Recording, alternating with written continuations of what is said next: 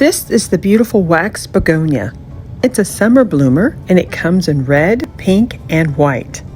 It matures between 6 to 18 inches tall and 6 to 12 inches wide.